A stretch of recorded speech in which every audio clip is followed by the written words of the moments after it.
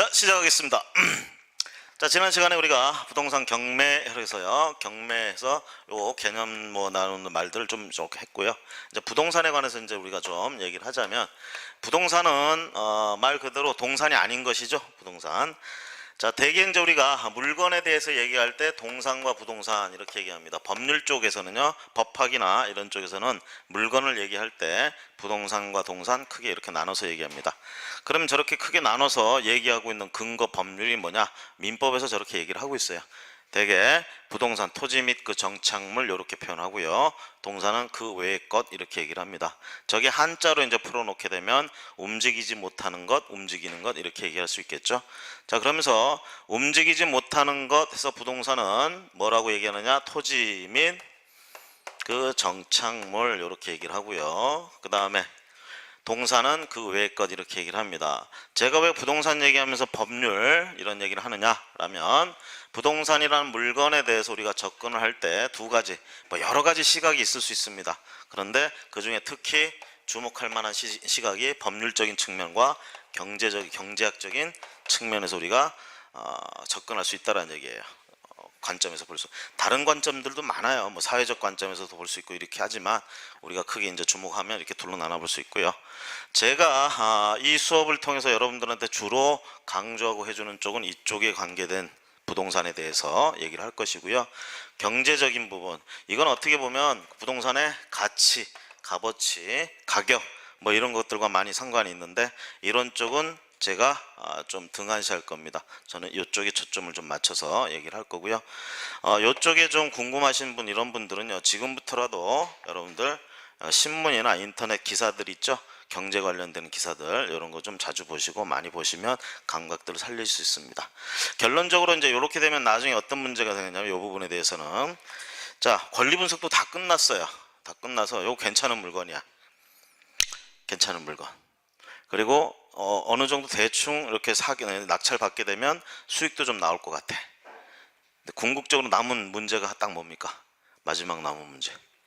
얼마를 써내느냐죠. 얼마를 써내느냐. 얼마를 써내서 낙찰 받을 거냐, 이게 문제인 거예요.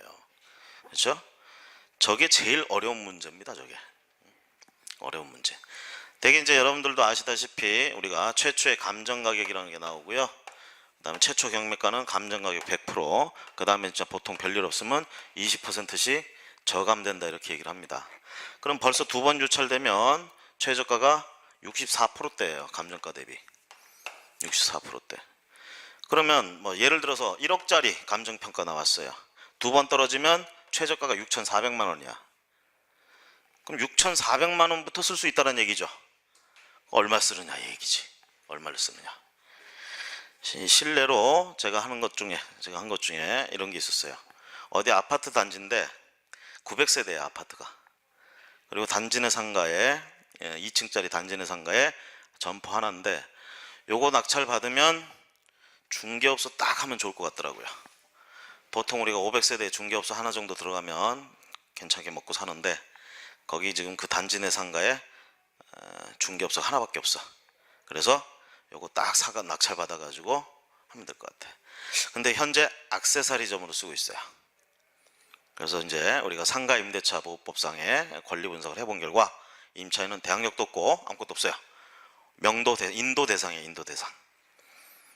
그리고 상가는 대개 보면요, 여러 번 유찰되기 때문에 거의 헐값으로 돼 있는 거 맞죠? 반값 정도에 이렇게 돼 있어요. 그래서 요거를 이제 낙찰을 받아야겠다 해가지고 낙찰 받는데, 문제는 제 눈에는 굉장히 좋은 물건으로 보였잖아요. 그죠? 그래서 수많은 사람들이 달려들 줄 알았어요. 그래서 좀 높게 썼어요. 뚜껑은 단독 입찰이에요. 얼마나 창피한지. 안 내도 될 돈을 내고 산 거야 지금. 그죠? 단독 입찰한 겁니다. 단독 입찰. 자, 그래도 그래도 2배 이상은 했죠. 그래서 상가가 워낙 낮은 가격으로 떨어져 있어가지고 그런 것들이 있습니다. 궁극적으로 제가 지금 드리는 말씀은 뭐냐면, 이거 얼마 쓸 거냐, 이거는 진짜 책으로 공부하는 게 아닙니다. 저거는 책으로 공부하는 게 아니고, 저거는 정말 어떤 수십 년간 진짜 해온 사람들의 어떤 노하우나 이런 걸 전수받을 수밖에 없는데, 전수받는다 그러면 그런 사람들은 거의 없고요. 또 그런 사람 찾을 수도 없고. 그래서 결론적으로 여러분들 스스로가 저런 건 좀 감을 좀 익히셔야 된다는 얘기예요. 저건 뭐 교과서적인 뭐 이렇게 해가지고 해결되는 문제가 아닙니다. 감을 익히신다. 그 감을 익히신다는 건 뭐냐면 여러분들이 지금이라도 이제 틈이 나시면 근처에 지방, 서울로 다 사시잖아요. 서울에 이제 지방법원들 많다고 그랬잖아요. 거기에 거의 매일 경매가 열리다시피 하는 거나 마찬가지예요. 거기 혹시 이제 회사 같은데 월차나 이런 거 내거나 아니면 아침에 좀 일찍 출근 안 해도 되면 오후에 출근해도 되면 오전에 가서 구경하는데 돈 내라는 소리 안 하니까 구경하시면서 물건들 들고 오는데 관심 있는 물건 들고 가가지고 보는 거야. 얼마에 낙찰되는가. 그쵸? 이런 거 좀 그렇게 하면서 계속 이렇게 하면 감각이 좀 산다. 이렇게 보시면 되겠고요. 자, 그런 쪽으로의 문제는 오직 제가 어떻게 해드릴 수가 없다라는 거. 그 다음에 경제 이쪽 파트는 제 전공이 이쪽이기 때문에 전 이쪽은 조금 등한시하겠다라는 거 말씀드렸습니다. 여기에 이제 치우쳐서 말씀드리면, 자, 부동산은 법률상 얘기할 때 우리가 동산과 부동산 이렇게 물건은 이렇게 둘로 나누고요. 토지 및 그 정착물 얘기합니다. 그래서 좀 우리가 학문적인 얘기를 좀 하자면, 법학적인 얘기를 하자면 토지가 이렇게 있고요. 건물이 이렇게 있습니다. 그럼 부동산을 뭐라고 표현했죠? 토지 및 정착물 이렇게 표현했어요. 건물은 그럼 정착물입니까? 아닙니까? 정착물이죠. 그렇죠? 근데 우리가 하나 조심하실 건요. 토지 및 정착물 이렇게 표현했을 때는요. 정착물은 독립한 물건이 아니라 토지의 일부라는 뜻이에요. 토지의 일부. 그러면 토지는 한 개, 두 개 이렇게 셀 수 있나요? 한 개, 두 개 이런 식으로 셀 수 있나요? 단위가 있어요? 있어요. 필. 토지는 한 필, 두 필 이렇게 셉니다. 한 개, 두 개를 한 필, 두 필 이렇게 불러요. 자, 그러면서 어떻게 하느냐? 우리가 지표면상에 인위적으로 선을 그어가지고, 물론 이 선은 안 보여요. 어디서 보이느냐? 지적도상에 보입니다. 지적도상에 우리가 이런 경계선을 그어가지고 이렇게 패곡선으로 갇혀있는 요거를 한 필지다 이렇게 불러요. 요게 이제 한 개라는 얘기야. 그러면 옆에서 봤을 때, 단면으로 봤을 때 여기서부터 여기까지가 한 필지야. 여기에 건물이 이렇게 있어요. 이거 요 표현대로 하자면, 토지 및 정착물 표현대로 하자면 이거 물건이 몇 개인 거예요? 물건이 몇 개여야 돼? 이게 한 개여야 돼. 한 개. 원칙적으로 하자면 토지 및 그 정착물 이렇게 표현했으니까. 그렇죠? 그러면서 건물을 정착물이라고 한다면 토지의 일부라는 얘기야. 그러니까 토지의 일부니까 독립해서 한 개가 될 수가 없어요. 그럼 토지는 요거 한 필지잖아. 그래서 한 개고 거기에 일부니까 포함된 거잖아요. 그래서 전체가 하나다 이렇게 돼야 되는데, 뭐 여러분들이 요거 두 개라고 말씀하시는 이유는 우리나라는 건물만, 정착물 중에 건물만 독립한 물건으로 취급하고 있다 이렇게 되는 겁니다. 자, 토지에 정착한 물건은요, 건물 말고도 엄청나게 많아요. 수목, 나무들, 그쵸? 그 다음에 돌담, 공작물 이런 것들, 옹벽 이런 것들 다 토지의 정착물이에요. 이런 것들은 독립한 물건이 아니라 토지의 일부로 본다고. 하지만 건물은 독립한 물건으로 본다 이겁니다. 자, 건물을 독립한 물건으로 보다 보니까 어떤 문제점이 어떤 부분에서 서양하고 다르냐면, 서양에 특히 유럽이나 이런 쪽은 건물을 독립한 물건으로 취급하지 않습니다. 걔들은. 그래서 걔들 입장에서는 지상권 같은 얘기를 따로 하지 않아요. 그런데 우리나라는 건물을 독립한 물건으로 취급하다 보니까 건물이 내 토지 위에 서 있으면 상관이 없는데 타인의 토지에 서 있으려면 권리가 있어야 돼요. 그 권리는 크게 보면 물권 아니면 채권으로라도 가지고 있어야 돼. 물권으로 가지고 있게 된다 그러면 지상권 같은 걸 가지고 있어야 되고요. 또는 토지 전세권을 가지고 있거나 이렇게 돼야 되고, 그 다음에 채권으로 가지게 되면 토지 임차권 같은 거를 가지고 있어야 된다는 얘기죠. 이런 게 없으면 어떻게 돼요? 권한 없이 타인의 토지를 침입한 게 되고요. 이렇게 되면 토지 소유권 반환 청구권 대상이 돼버립니다. 건물 철거당할 수도 있다는 얘기죠. 자, 그런데 우리가 이런 물권 같은 것들은요, 등기부에 나와야 됩니다. 그래서 토지 등기부를 띄워보거나 건물 등기부를 띄워봤을 때 저런 지상권 설정이나 이런 얘기들이 있어야 된다. 특히 토지 등기부에 지상권 등기가 돼 있어야 돼. 예를 들어서 토지는 갑거고 건물은 을 거야. 만약에 토지가 갑거고 건물도 갑거다. 지상권 이런 얘기 할 필요 있다 없다? 아무 필요 없어요. 그냥 자기 땅에다 자기 건물 가지고 있는데 뭐, 그쵸? 문제는 지금 소유자가 좀 달라서 문제예요. 그리고 이거 독립한 물건을 취급해 준다고 그랬잖아. 그러니까 이거는 얘 거 맞아요. 근데 그 물건이 지금 남의 땅에 있는 거야. 저게 만약에 동산이라고 해봅시다. 동산. 자, 갑이 을 보고 너 왜 내 땅에서 그런 걸 가지고 있어? 나가. 그러면 을은 어떻게 하면 돼요? 들고 나가면 되죠. 그쵸? 들고 나가면 돼요. 아무 문제가 안 생겨요, 동산에서는. 근데 부동산이잖아. 이걸 들고 나갈 수 있어요? 아라비안 나이트에 그런 거 나오죠. 램프의 요정. 응? 어떻게 해요? 하룻밤 사이에 궁전을 몇 번씩 들고 왔다 갔다 하잖아. 그런 게 아닌 이상 이거는 가지고 나갈 수가 없어요. 가지고 나갈 수가 없어. 결론적으로 을은 이 갑의 요구에 대해서 버텨내려면 권리를 가지고 있어야 된다. 그러면 얘한테 동의, 허락을 받아가지고 얻었다. 그럼 예를 들면 지상권을 얻었다. 이건 말로만 그치면 안 됩니다. 등기부에 등기를 해야 돼요. 지상권 등기. 그럼 토지 등기부에 지상권 설정 등기, 지상권자 을로 나와야 됩니다. 이렇게 나와야 된다는 얘기죠. 그런데요, 그러면 우리가 토지 등기부를 띄워보면 토지에 지상권이 설정돼 있는지 안 돼 있는지 우리가 알 수 있죠. 등기해야 되니까. 그런데 경우에 따라서는 등기가 안 돼 있는데도 을한테 지상권이 인정되는 경우들이 생긴다는 얘기예요. 이런 걸 우리가 법정지상권이다 이런 말을 하죠. 여러분들이 경매 뭐 나름대로 이 강좌를 듣기 전에 나름대로 선행학습을 하신다고 인터넷상에 이런 사이트 저런 사이트 들어가 보시면서 물건들이 이렇게 나올 때 보면 뭐 특수 물건 뭐 이렇게 해가지고 유치권 또는 법정지상권, 토지 별도 등기 뭐 요딴 말들 나와 있는 것들 보신 분이 계실 겁니다. 그런 것 중에 하나가 이 법정지상권 문제예요. 법정지상권 문제. 법정지상권 등기부에 나오질 않는데 얘한테 인정이 돼버려. 그러면 토지 낙찰받았다가 큰 코 다치는 경우가 나온다는 얘기죠. 얘한테 어쨌든 간에 권리가 인정이 된다는 얘기야. 여기 있을 수 있는 권리가. 그럼 내가 이거 낙찰받았어. 여러분 토지만 낙찰받았어요. 토지 소유권자야. 토지 왜 낙찰받았어요? 건물을 짓든 뭘 하든 이용하려고. 소유권을 가진다는 얘기는 뭐예요? 소유권 속에는 그 물건을 사용하고 수익하고 처분할 수 있다 이런 뜻이 포함되어 있단 말이야. 그럼 내가 그러려고 지금 토지를 낙찰받았는데 얘가 권리자로서 인정이 돼버리면 나는 적어도 이걸 사용하지를 못한다는 얘기지. 그러면 물건의 사용 가치가 확 죽어버리는 거야. 쉽게 얘기하면.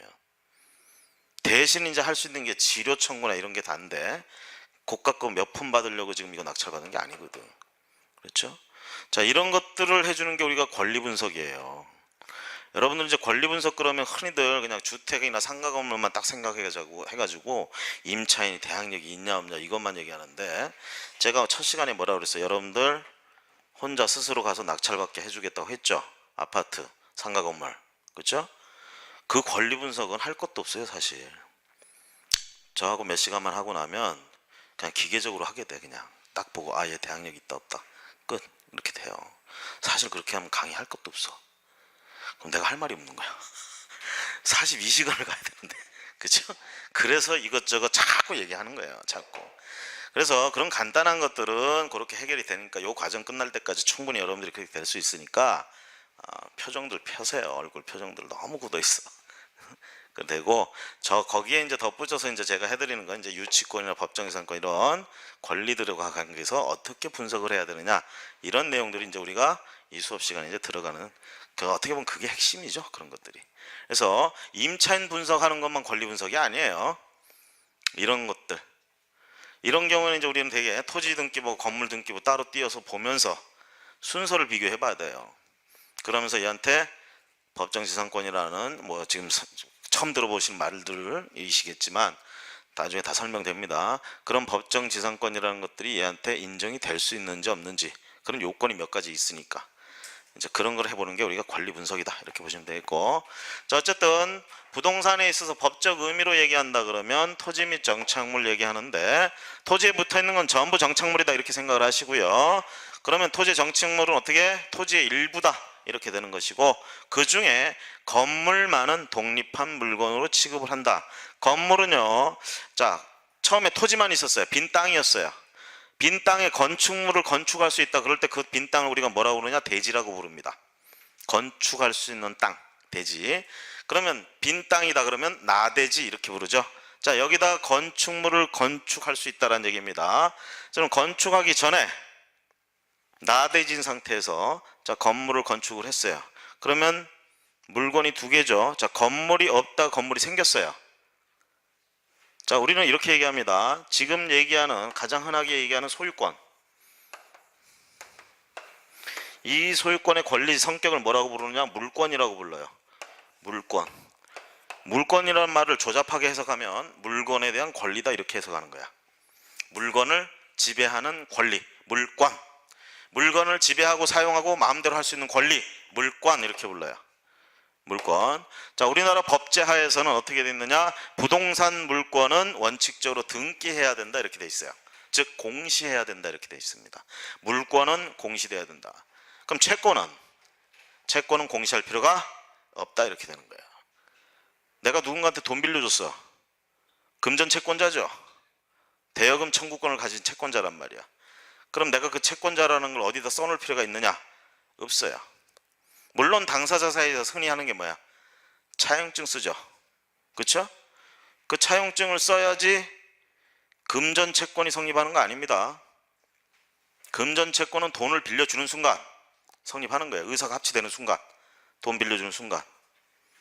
대신 그 차용증 쓰는 건 뭐예요? 그렇죠. 사람은 화장실 들어갈 때와 나올 때가 항상 같아야 돼. 다르잖아. 그죠? 그러니까 어떻게 그런 자료들을 남겨놓는 거예요. 지금 서로 간에 막 대화를 하면서 전부 뜻이 맞았다가 하는 것도 돌아서서 발표할 때 보면 서로 다른 얘기하고 있잖아. 어디서?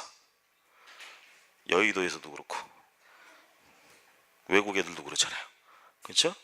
그러니까 어떻게 이런 것들을 전부 증거 자료로 남겨야 된다고. 그래서 차용증 쓴다는 얘기예요. 차용증. 매매계약서 여러분들 하시죠? 부동산 매매계약서 쓰죠?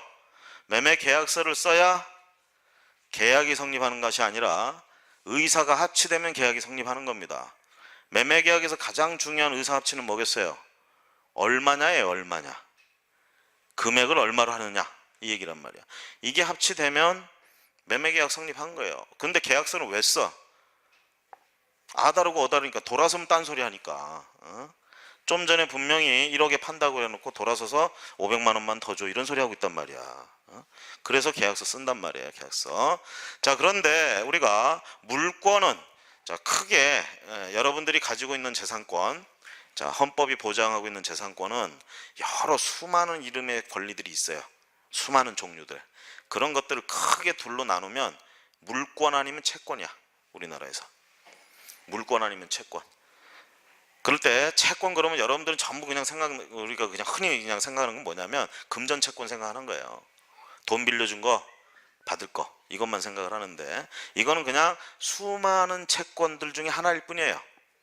수많은 채권들 중에 금전 채권이라고 부르는 일부일 뿐이야. 일부. 그러면 원래 채권은 뭐냐? 채권은 사람에 대한 권리다 이렇게 생각하시면 돼요. 물권은 물건에 대한 권리인데 채권은 사람에 대한. 그러면 채권은 사람을 그러면 마음대로 부릴 수 있는 권리냐? 그건 아니에요. 채권은 쉽게 얘기하면 사람에게 뭘 해달라고 요구할 수 있는 권리 이렇게 얘기합니다. 청구권이라는 이름이 붙으면 대개 채권이다 이렇게 생각하시면 돼요. 무슨 청구권 그러면 대개 채권. 방금 돈 빌려준 거 상환기 되면 제가 채무자한테 뭐라고 그러겠어? 돈 내놔 그러겠죠? 그렇죠? 이걸 정확히 표현하면 뭐냐면 대여금 상환 청구 소송을 제기했다 이렇게 되는 거예요. 대여금 상환 청구권을 행사했다 이렇게 되는 거예요. 이런 걸 우리가 채권이라고 불러요. 이에 반해서 소유권 같은 거를 물건에 대한 권리, 물건을 지배할 수 있는 권리, 이거를 물권이라고 부른다고. 그럴 때요 물권은 공시해야 된다 이렇게 됩니다. 채권은 공시얘기할 필요가 없어요. 그럼 물권은 공시해야 된다면 어디에 공시해야 되느냐, 어떻게 공시해야 되느냐. 물권이 존재한다라는 걸 공시하라는 뜻이거든요. 그럼 어떻게 해야 되느냐. 부동산하고 동산이 공시 방법이 달라요. 부동산은 등기부에 공시해요. 동산은 자, 이 책상 동산이에요, 아니에요? 이 분필 동산이에요, 아니에요? 동산이죠. 이거를 내가 소유권을 가졌다라고 장부 하나 만들어 가지고 써놓게 되면 참 종이가 아깝겠죠. 이 동산은요 셀 수도 없이 많아요. 이거를 전부 부동산처럼 어디다 기록해 가지고 공시하라고 그러면 한도 끝도 없어요. 그렇죠? 그러다 보니까 어떻게, 동산은 어디 종이에 기록하고 그러는 게 아닙니다. 그냥 점유하고 있는 그 자체, 이게 공시된 거다, 이렇게 얘기를 해요. 그래서 저기는 추정이라는 말이 나옵니다. 권리의 추정. 그래서 내가 이걸 쥐고 있다, 그럼 여러분들은 별 일이 없다 그러면 아, 저건 저놈 거야 라고 추정한단 말이에요. 그렇게 하는 것을 별 실수 없이 다들 상식적으로 생각했을 때 그렇게 생각을 했다 그러면 그걸 인정을 해줍니다. 그래서 아, 저놈한테는 저거에 대한 소유권이 있구나 라고 믿는 거. 그래서 이런 문제가 나올 수 있어요. 어떤 문제가 나올 수 있냐면, 컴퓨터 같은 거는 동산이겠어요, 아니겠어요? 동산이죠. 그렇죠? 그럼 갑이 좋은 컴퓨터가 한 대 있어요. 데스크탑 아주 훌륭해. 성능이 아주 죽여줘요. 근데 친구가 놀러 와가지고 보니까 자기 컴퓨터가 필요한데 갑에게 너무 좋아. 빌려달라고 했어요. 우리 갑은 또 마음이 너무 좋아가지고 빌려줬단 말이지. 그걸 들고 집에 갔어요. 자기가 쓰려고 빌려갔죠. 한 달만 쓰자고 그랬어. 그렇게 쓰고 있는데 의뢰 집에 병이 놀러 와요. 병이 딱 보더니 컴퓨터가 너무 좋으니까 나한테 팔어 그러는 거야. 병은 지금 이 상황을 어떻게 파악한 거예요? 컴퓨터를 점유하고 있는데 요 점유하고 있는 상황을 소유권자라고 믿은 거예요. 소유권자라고 추정하고 믿었어. 점유하고 있는 거를 소유권을 공시하고 있다, 이렇게 생각한 거야.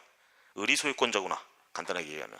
그래서 내가 좀 가격을 쳐줄 테니까 팔어, 이렇게 얘기를 한 거예요. 자, 그럼 판다, 안 판다? 팔아야 얘기가 돼. 팔아야. 자, 팔았어요. 자, 정확히 얘기하면 자기 물건 판 거예요, 남의 물건 판 거예요? 남의 물건 팔았죠? 갑이 팔으라고 시킨 적이 있어요, 없어요? 없죠? 그럼 대리권도 없고요. 아무 권한도 없어요. 팔 권리가 없는데 팔았어. 근데 병은 얘가 소유권자라고 믿고 샀단 말이지. 그쵸? 그럼 이제 나중에 문제가 터집니다. 이렇게 해서 돈 주고 가져갔어요. 이렇게 쓰고 쭉 가면 시간이 가면 아무 문제가 없어. 근데 갑이 어느 날 병의 집에 갔더니 자기 컴퓨터가 있는 거야. 그래서 물어봅니다. 너 이거 을한테 언제 빌려왔냐? 이렇게 물어봤어요. 을이 뭐라 그래요? 병이 뭐라 그래? 돈 주고 샀어. 그쵸? 갑이 깜짝 놀라죠? 판 적이 없는데. 자, 그러면 이때 이 컴퓨터는 누가 가져가야 되느냐, 이런 문제예요. 결론적으로 누가 가져가야 돼요? 왜? 에? 왜? 자, 이 부분은요 사회적으로 많은 논의가 필요한 부분입니다. 국가 정책의 문제예요. 국가가 어느 쪽을 보호하느냐에 따라서, 여러분들이 얘기하는 것처럼 우리나라는 현재 병 쪽을 보호합니다. 병 쪽이 뭐냐면 유통 쪽이에요. 거래계 쪽. 거래계를 보호하는 거야. 진정한 권리자는 누구예요? 갑이죠. 갑을 보호하지 않고, 진정한 권리자를 보호하지 않고 거래 유통망을 보호하는 쪽에 초점이 맞춰져 있어요. 정책적으로. 이걸 우리가 선의취득이라는, 전문용어로 하면 선의취득이라고 불러요. 선의취득. 선의라는 말, 우리 법학에서 선이라는 말 많이 쓰는데요, 악의와 선의가 있어요. 제가 저기 법학과를 졸업했는데 처음 1학년 들어가가지고 민법 시간에 이제 선이 뭐 악 이런 말 나오더라고요. 그래서 도덕 시간이나 나오는 말이 왜 나왔을까? 착할 선자, 뜻, 한자도 그대로야. 뭐 착한 뜻? 그거 뭐야? 그쵸? 내가 알고 봤더니, 좀 창피한 얘기지만 나중에 가서 알고 봤더니, 선의는 뭘 모른다라는 뜻이고 악의는 뭘 알고 있다는 뜻이에요. 그럼 선의 취득이니까 뭘 모르고 취득했다 이 뜻이야. 가평은 뭘 모르고 취득한 거예요? 갑의 것이라는 걸 모르고 취득했죠. 그쵸? 그래서 이걸 선의취득이라고 부르는 거예요. 소유권이 을에게 있지 않다라는 걸 모르고 취득했어. 이게 선의취득이야. 그럼 선의취득을 인정을 해줘요. 어디서는? 동산 쪽에서는. 동산 쪽에서는. 근데 부동산에서는 그러지가 않습니다. 부동산에서는 자 우리가 물권은 공시돼야 된다. 부동산은 어디에 공시돼야 된다? 등기부에 공시돼야 된다. 쉽게 얘기하면 등기부도 위조가 가능합니다. 예를 들어서 갑의 토지인데 소유권자가 갑으로 돼 있는데 을이 관련 서류를 위조해 가지고 등기소에다가 을 앞으로 이전 등기 신청을 했어요. 갑하고 을하고는 매매니 뭐니 이런 이전에 대한 합의가 전혀 없었고 그럴 일도 없었어. 근데 을이 그 관계된 필요한 서류들 이전 등기 청구 들어갈 때 필요한 서류들까지 다 꾸며가지고 위조해서 이전 등기 신청을 했어요. 그럼 여기서 이제 문제가 되는 게 뭐냐면 우리나라 등기소는 등기를 해주는 곳이죠. 이 등기소는 사법부 법원 소속이에요. 등기소가. 근데 중요한 건 이 이전 등기가 올바른 건지 안 올바른 건지 이거를 등기소에 앉아있는 애들이 등기관이에요. 등기관이 심사할 권한이 있느냐 이 얘기예요. 방금 얘기한 것처럼 을이 위조를 했는지 안 했는지를 심사할 권한이 있느냐 없느냐. 만약에 당사자들 간에 매매를 했으면 실제로 매매를 했는지 안 했는지 이런 걸 심사할 권한이 등기관에게 있느냐 없느냐 이 얘기예요. 그럴 때 우리 심사는 크게 보면 등기관이 등기를 해줄 때 등기 신청 들어오면 등기관이 등기한다는 의미가 뭐냐면 등기한다는 의미는 장부에다가 기록하는 거예요. 여러분들 저기 슈퍼마켓 같은 데서 외상장부 써보셨어요? 외상장부? 그거 쓰는 거 그게 등기예요. 쉽게 얘기하면 등기란 물건에 대해서 부동산에 대해서 장부에다가 권리관계를 기록하는 거예요. 그걸 누가 하느냐? 등기관이 하게 돼 있습니다. 등기관이. 그럼 등기관은 자기가 그냥 어느 날 딱 일어나가지고 야 오늘은 심심한데 어디 번지에 있는 토지에다가 저당권을 한번 등기해 줄까? 그렇게 합니까? 그랬다가 난리 나죠. 그럴 수는 없어요. 등기관은 오로지 수동적이야. 신청 들어오면 그거 보고 장부에다가 그 내용 그대로 적어줘야 돼. 실수하면 안 돼요. 그대로 적어줘야 돼. 그대로. 자 그런데 문제는 그 적기 전에 심사할 권한이 있느냐 얘기지. 등기관이 요 신청이 올바른 신청인지 아닌지. 그럴 때 뭐라고 그러냐, 심사는 크게 보면 형식적 심사와 실질적 심사가 있다 이렇게 얘기합니다. 형식적 심사는 말 그대로요, 들어온 서류, 필요한 서류가 다 들어왔는지, 혹시 서류가 위조 변조된 건 아닌지 이런 것까지는 확인할 수 있어요. 심사할 수 있어요. 그러면 실질적 심사라는 뭐냐면 갑하고 을하고 매매계약을 했다고 매매계약서가 들어왔어 지금.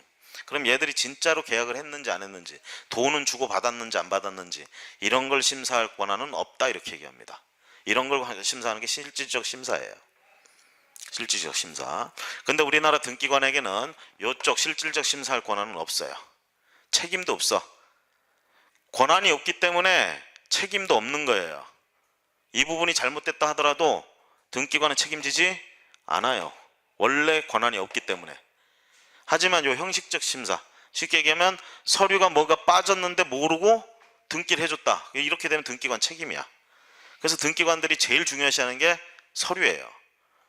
맨날 외우고 다녀 애들은. 그래서 무슨 등기할 때는 어떤 서류가 들어와야 되고 몇 종류의 서류가 들어오게 다 알고 있다는 거지. 그리고 그런 서류가 위조 변조됐는지까지 심사를 한단 말이에요. 그런데 그런 것까지 다 위조 변조해가지고 등기관을 속여버렸다 그러면 등기관도 속아요 결론적으로. 그러면 등기관 속았으니까 어떻게 해? 그 다음에 신청 내용대로 등기해준단 말이야. 지금 을이 관계 서류를 전부 위조해가지고 신청했어요. 등기관이 속았어 지금.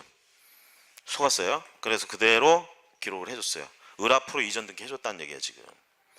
갑하고 을하고 매매한 적이 없는데 매매계약서 위조해가지고 와가지고 이전 등기 신청한 거야. 을 앞으로 이전 등기 됐어요. 자 그럼 등기 부상 이거 누구 거예요? 을 거죠?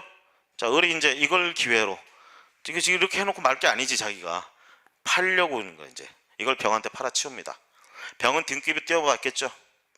등기부에 누구 거로 돼 있어? 을 거로 돼 있죠. 을 거로 공시돼 있어요.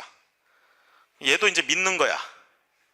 아까 컴퓨터를 을이 점유하고 있는 거를 공시라고 그랬죠. 요거를 을이 소유권자라고 병이 믿었어. 이걸 다른 말로 하면 공신이라고 그래. 공신. 그래서 선의취득 얘기 나왔죠. 자, 이번에 토지에서 이렇게 되니까 병이 을의 것이라고 등기부에 나와 있으니까 요 공시된 걸 공신했어. 믿었어요. 을이 판다고 그러니까 샀습니다. 매매계약서 실제로 썼어요. 그리고 이전 등기 신청 들어갔어요. 이번엔 관계 서류가 전부 진짜겠죠. 그렇죠? 자, 이렇게 하면 등기관이 당연히 병 앞으로 이전 등기를 해준단 말이에요. 자, 등기부상은 이렇게 돼버렸어. 그리고 이제 병이 자기 거니까 이제 어떻게 실력 행사하려고 이제 가봤어요. 가서 이제 이 땅에다 뭘 할까 막 이렇게 구상하고 있는데 누가 옆에서 어슬렁어슬렁 지나가면서 왔다 갔다 하면서 내 땅에 함부로 들어와. 갑이야. 그래서 물어봅니다. 너 누구냐? 그쵸? 근데 갑이 그럼 갑은 또 뭐라고 그래요? 그쵸? 서로 간에 너 누구냐 삿대질하고 있어. 난리 난 거예요. 지금 현장에서 이제 딱 마주친 거지. 갑하고 병하고. 자, 거기서 해결됩니까? 안 됩니까? 돼요? 안 돼요? 멱살잡이 하면 돼요? 안 돼요? 아무 소용 없습니다. 그렇죠? 아무 소용 없어요. 결국은 얘들은 이제 소송 갑니다. 소송 가요. 자, 그럴 때 어쨌거나 저쨌거나 모든 정황이 밝혀지면 갑의 것이 돼야 돼, 병의 것이 돼야 돼. 이거 갑의 것이 돼야 돼, 병의 것이 돼야 돼. 아까 동산 얘기식으로 하면 병이 취득해야 돼요. 그렇죠? 근데 우리나라는 동산하고 부동산은 반대로 합니다. 동산은 병이 취득하는 걸 인정해, 선의 취득을 인정해 주는데 토지, 부동산의 경우에는 선의 취득을 인정하지 않습니다. 이 말은 앞질러서 공신의 원칙이 적용되지 않는다 이렇게 되는 겁니다. 그래서 믿은 놈이 바보가 된다 이렇게 되는 거예요. 좀 심한 말로 하면. 그러니까 등기는 믿을 수 있다 없다? 믿을 수 없다. 참 한탄스럽습니다. 믿을 수가 없어요. 등기부를 믿을 수가 없어. 자, 이렇게 된 배경에는요 어쩔 수가 없는 일들입니다. 지금은 등기가 전부 전산화가 돼 있어요. 근데 과거엔 어떻게 했습니까? 일일이 자 조금 발전한 게 뭐야? 타자 치는 거 정도예요. 아주 초창기에는 어떻게 했겠어요? 아까 제가 외상장부 얘기했죠. 외상장부는 공책에다 씁니다. 그렇죠? 등기부가 공책이었어요. 노트. 노트는 다 이거 붙어 있잖아.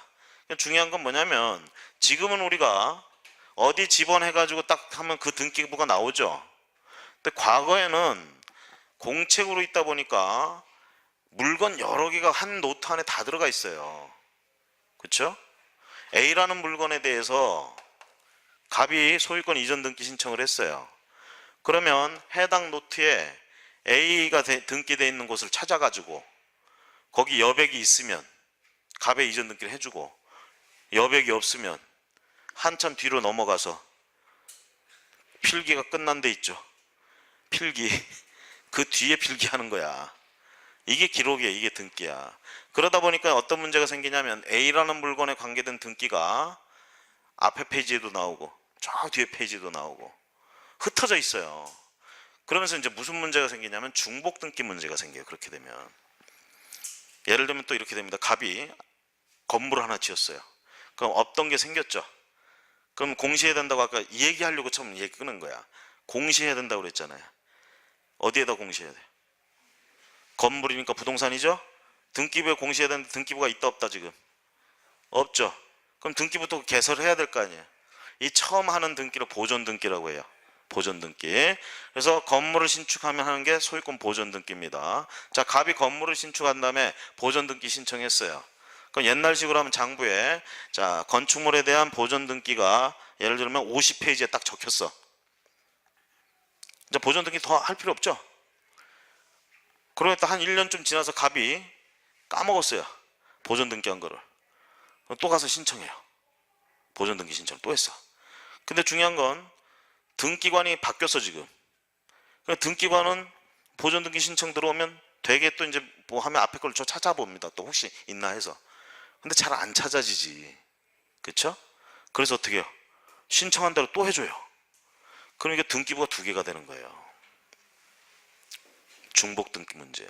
자, 이렇게 해놓고 어떻게 해요? 앞에 보존 등기했던 거는 A한테 팔아치우고 뒤에 보존 등기한 건 을한테 팔아치우면 나중에 이거는 그 뒷 사람들 또 사고 팔고 해가지고 저 끝에 가면 전혀 생명부지의 사람끼리 네 거냐 내 거냐 싸우는 거야 이제. 자, 그래서요 어쨌든 선의치도 공신의 원칙이 지키지 않으니까 아까 얘기하던 거 돌아가 보면 을하고 병 간의 토지에 있어서는 병이 가질 수가 없고 갑이 찾아야 되는데, 이럴 때 이제 갑은 병한테 이마저마 하니까 네가 속은 거야 라고 막 백날 설명해봐야 소용없어요. 병도. 그럼 갑은 이럴 때 소송을 제기할 수밖에 없습니다. 이게 진정명의 회복을 위한 청구 소송 이렇게 됩니다. 소유권 진정명의 회복을 위한 소송 이런 걸 제기해요. 근데 문제는 또 어디서 발생하냐면, 자, 이런 소송이 붙었어. 지금 갑하고 병하고 누가 소유권자냐 이 얘기야. 이 얘기인데 등기부엔 누구 명의로 돼 있다고요? 병으로 돼 있죠. 소송 중인데 병으로 돼 있어. 그러면 병이 K은행을 찾아가 가지고 저당권 좀 설정하고 돈 좀 빌리자 이렇게 얘기가 된 거야. 그러니까 돈 좀 빌려달라고 했어. 그러니까 K은행이 담보 가져와 그랬어요. 그러니까 병이 자기 명의로 돼 있는 토지를 딱 들이댔어. 등기부 보니까 누구 명의로 돼 있어? 병 거로 돼 있죠. 실제는 지금 소송 중이죠. 그렇죠? 누구 건지 몰라 지금. 사실은 판결 나와봐야 알아.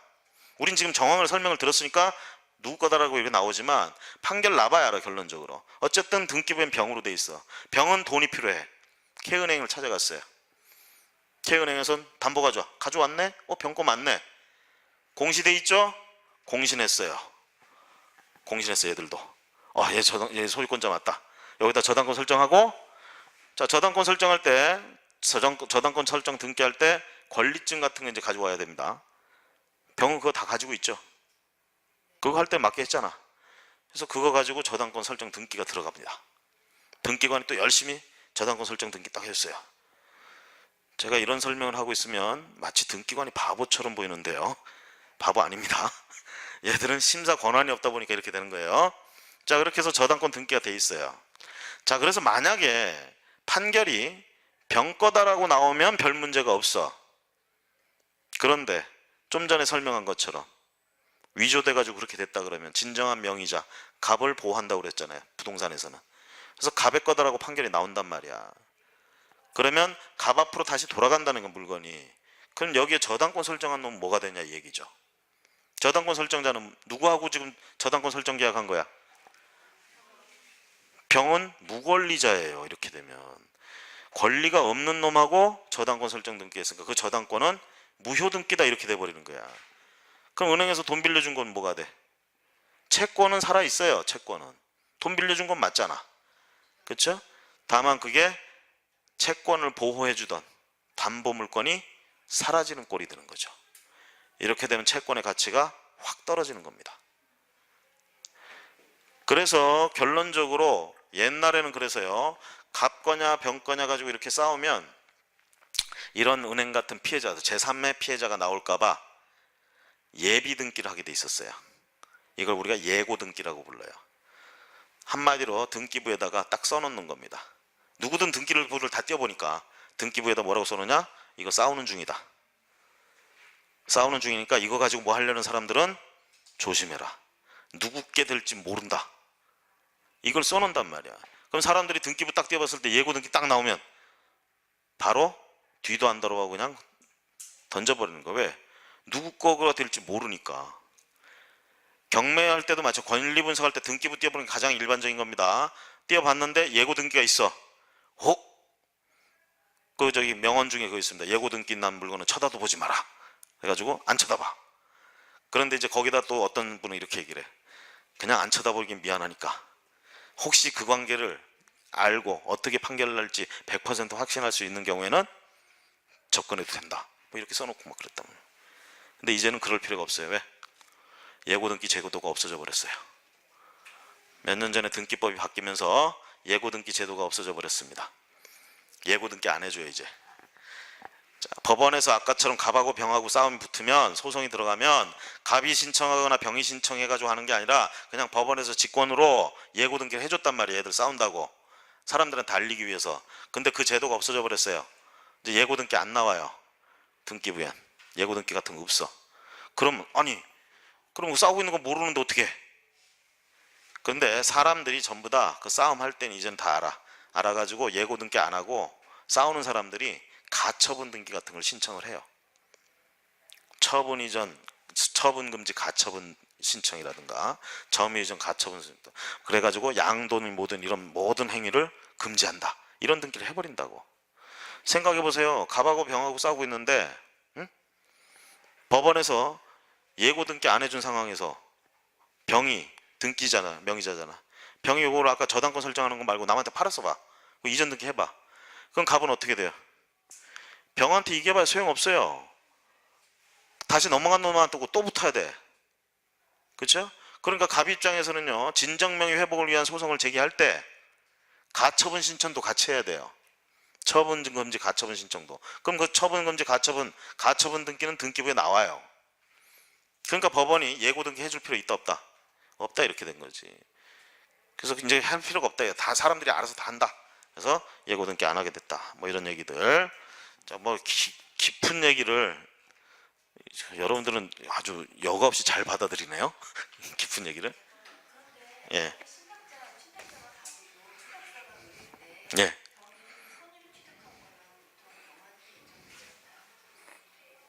신탁자하고 수탁자. 네. 네. 네. 변심을 하죠. 네. 여기서 조심하실 거는요. 그 명의신탁 관계가 신탁법상에서 얘기하는 신탁 관계냐? 아니면 우리가 흔히 그런 거 있죠. 그 차명으로 해놓기 위해서 명의신탁한 거냐? 여기서 달라요. 차명으로 해놓은 그 신탁법에서 말하는 신탁 등기가 아닌 신탁이다. 이건 대개 이제 세금 포탈이나 이런 것들 때문에 차명으로 해놓는데 이렇게 되면 보호를 못 받아요. 취득한 놈이 가져가요. 취득한 사람이 가져가. 병이 가져가 쉽게 얘기하면. 우리 그런 거 있잖아요. 내가 토지가 많아. 사실은 아니에요.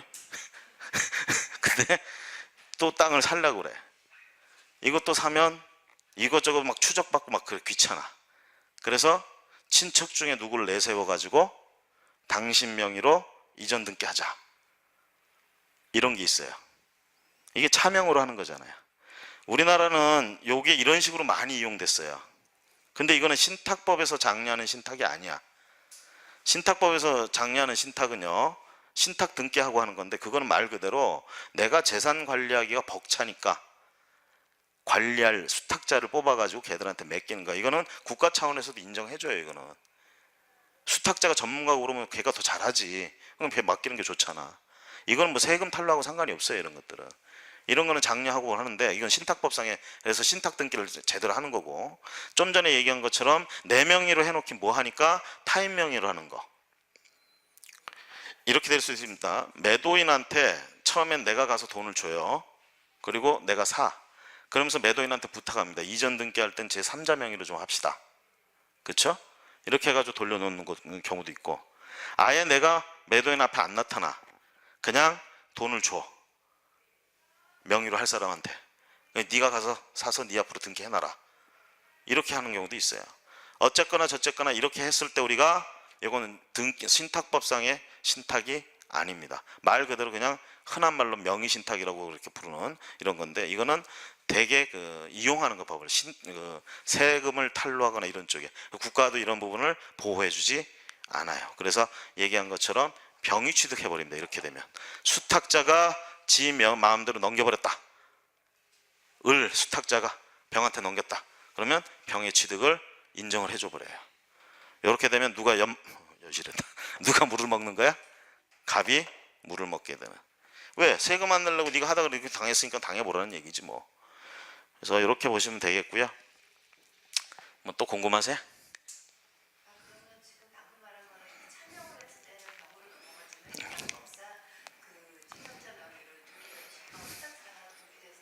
네. 갑으로 가는데요. 신탁법상에 신탁 등기돼 있으면 그 수탁자가 그렇게 마음대로 할 수가 없어요. 등기부에 그 내용이 다 나와 버리기 때문에 병 입장에서는 알게 되는 거예요. 등기부만 띄워보면. 그런 일이 생길 수가 없어, 그쪽에서는. 그러니까 을이 자기 마음대로 이렇게 병한테 처분하는 이런 일이 신탁법상의 등기, 신탁에서는 생길 일이 없어요. 주로 명의신탁이라는 그 관계에서 이제 주로 생기게 되는 문제. 예. 등기부상의 신탁 등기라는 말이 나와요. 신탁 취지의 등기가 들어갑니다. 그래서 보면 알아요. 이거는 신탁법상의 등기인지 아닌지. 오늘 등기 강의가 되네. 자, 어쨌든 그런 내용들 뭐 이렇게 쭉 깊이 이렇게 했는데 어차피 이제 뒤에 가면 다 이렇게 좀 자세하게 나올 내용들을 미리 좀 얘기를 하면서 좀 얘기하고 좀 섞어가면서 하는 건데, 전체적으로 일단 보시면 부동산은 물건이다. 동산과 다른 물건이다. 아시겠죠? 그 다음에 토지 및 그 정착물 이렇게 얘기하고 건축물만은 따로 띄어서 다룬다. 그렇죠? 자, 건축물은 그래서 처음에 생겼으면 보존 등기를 해야 된다. 그럼 보존 등기를 안 하면 소유권이 인정이 안 되느냐 이 얘기예요. 갑이 지었어. 자기의 노력과 돈 비용으로 다 지었어요. 아직 등기부 없죠? 그럼 소유권 취득할 수 있느냐 없느냐 이 얘기예요.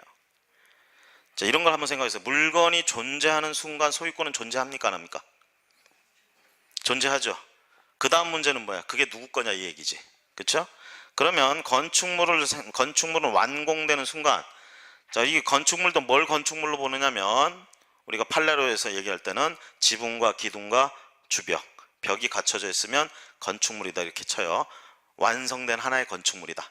자, 그러면 이 건축물은 완공되는 순간 누가 비용을 들이고 돈을 들이고 노력을 한 그자가 취득합니다. 소유권은. 요건 등기가 안 된 상태에서도 취득을 인정해줘요. 그러다 보니까 나중에라도 소유권 보존 등기를 하는데 이 소유권 보존 등기를 했다고 해서 소유권을 취득한다 이건 아니에요. 그냥 취득한 소유권을 확인해주는 등기밖에 안 돼, 보존 등기는.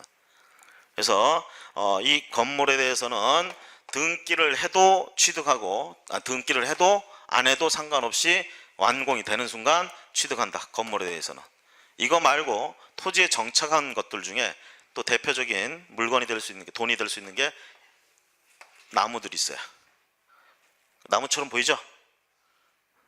나무처럼 보이죠? 나무들, 수목의 집단이라고 흔히들 얘기를 하는데요. 인목이라고도 얘기합니다. 저 나무들은 건물은 제가 뭐라고 그랬어요? 그냥 서 있는 순간 소유권 취득한다고 그랬죠. 누군가가. 토지 소유권자하고는 다르게 별도로 취급된다 이 얘기예요. 근데 나무는 좀 그렇지가 않습니다. 나무는 저기 서 있다 하더라도 아무 말도 없으면 그냥 토지의 일부예요. 아무 말도 없으면 토지 일부니까 누구 거? 토지 소유자 거. 그렇죠? 근데 저 만약에 나무의 주인과 토지의 주인이 다르다 그러면 토지 주인은 분명히 공시해놔야 돼요. 공시 방법은 명인 방법과 등기하는 방법이 있습니다. 명인 방법 우리가 옛날부터 해오던 방식이에요. 여러분들 보면 시골에 가보면 이렇게 새끼 꽂아가지고 나무들 이렇게 야산에 있는데 거기 쭉 둘레 쳐가지고 표찰 붙여놓은 거 혹시 보셨나 모르겠네. 그럼 까만 글씨로 묵으로 이렇게 써가지고, 아니면 나무 껍데기를 이렇게 벗겨가지고 영희 철수 사랑 뭐 이런 거 말고 그 있잖아, 누구 거다 이렇게 써놓은 경우가 있어요. 요걸 한 그루만 하는 게 아니라 규칙적으로 몇 그루 사이마다 이렇게 해놓는단 말이야. 이런 걸 우리가 명인 방법이라고 얘기해요. 이거는 공시 방법으로 인정을 해줍니다. 하지만 불완전한 공시 방법이다 이렇게 얘기를 해요. 왜? 공시할 수 있는 게 소유권밖에 없어요. 거기다가 저당권 공시할 수 있을까요? 그걸 묵으로 일일이 채권액이 얼마고 채무자가 누구, 채권자가 누구, 언제 다 써 그거를. 그래서 대개 그런 명인 방법을 통해서 공시할 수 있는 건 소유권밖에 없다 이렇게 되고요. 그걸 인정을 해줍니다. 뭐에 대해서는? 나무에 대해서는. 그 다음에 등기하는 방법이 있어요. 나무를. 그건 인목에 관한 법률에 따라 인목 등기를 합니다. 대개 인목 등기를 하는 이유는 뭐냐면 그냥 쓸데없이 인목 등기 하는 거 아니에요. 인목 등기를 하는 이유는 저당 제피려고 인목 등기 하는 겁니다. 담보 제피고 돈 빌리려고. 주로 그럴 때 인목 등기. 그러면 토지하고 독립한 물건으로 취급해준다. 명인 방법을 갖췄거나 인목에 관한 법률에 따라 등기를 했을 때 독립한 물건으로 취급한다. 나무는. 그럼 그런 거 안 하고 있으면 나무는 토지의 일부다. 이게 건물하고 달라요. 건물은 등기나 이런 걸 안 하고 있어도 독립한 물건이다 이렇게 됩니다. 그래서 나무, 수목이 집단 뭐 이렇게 얘기를 하고요. 저 뒤에 가면 이제 우리가 지상권, 법정 지상권 같은 거 얘기하겠는데 법정 지상권 얘기하게 되면 이 건물하고 저 나무하고 관계돼 가지고 우리가 또 살펴보고 얘기를 해야 된다. 뒤에 한참 뒤에 나올 얘기고. 자, 어쨌든 이제 부동산 얘기를 이렇게 좀 맛보기로 좀 얘기를 했습니다. 잠시 쉬었다가 우리 재산권의 핵심이고 우리가 주로 얘기해야 될 물권과 채권에 관해서 좀 얘기를 해보도록 하겠습니다.